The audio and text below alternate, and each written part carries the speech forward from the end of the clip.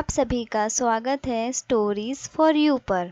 आज हम आपके लिए लेकर आए हैं मुल्ला नसरुद्दीन के किस्सों में से एक किस्सा, खोजा की तीरंदाजी। तो चलिए इसे सुनते हैं।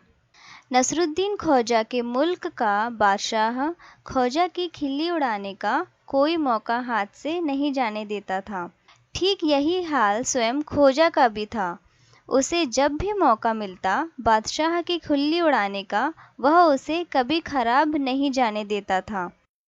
खोजा को ऐसे मौके कुछ ज़्यादा ही मिलते थे, क्योंकि बादशाह जो था वह अक्सर ही किसी की फरियाद सुनते समय ऐसे नतीजे पर पहुंचता था जिसे सुनकर पूरे दरबार का मन होता कि सब खिलखिलाकर हंसे।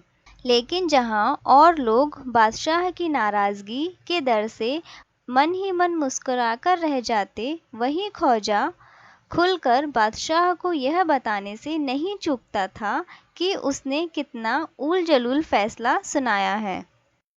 एक दिन बादशाह दरबार में किसी शिकारी की फरियाद सुन रहा था।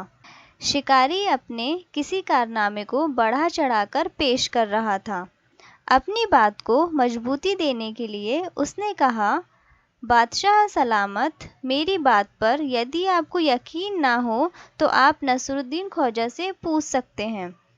खोजा एक आला दर्जे का शिकारी है, वे ज़रूर बता सकेंगे कि मेरे दावे में कितना दम है। इतना सुनना था कि बादशाह ने शिकारी के मामले को वहीं मुलतवी कर दिया और बोल उठा, ठीक है, पहले हम नसरुद्दीन खोजा के साथ शिकार पर जाएंगे। हम देखना चाहते हैं कि खोजा आला दर्जे का शिकारी है भी या नहीं, और यह भी कि तुम्हारी इस बात में कितनी सच्चाई है। उसके बाद ही हम तुम्हारे दावों पर यकीन करेंगे। इस फैसले के बाद बादशाह ने तुरंत ही शिकार पर जाने का ऐलान कर दिया और खोजा से कहा कि वह भी उसके साथ शिकार पर चले। दोनों अपने कुछ वज़ीरों और नौकरों के साथ शिकार करने चल पड़े। रास्ते में उन्हें दूर एक पेड़ दिखाई दिया। बादशाह ने खोजा को पेड़ का निशाना बना तीर चलाने को कहा। खोजा ने तीर चलाया, लेकिन वह निशाना चूक गया। बादशाह खिलखिलाकर हंस पड़ा। खोजा बोला, यह हंसने की बात नहीं है जापनाह, यह तो मैं आपकी तीरंदाजी की नकल कर रहा था। ऐसा कहकर उसने फिर एक तीर चलाया, लेकिन वह निशाना भी चूक गया।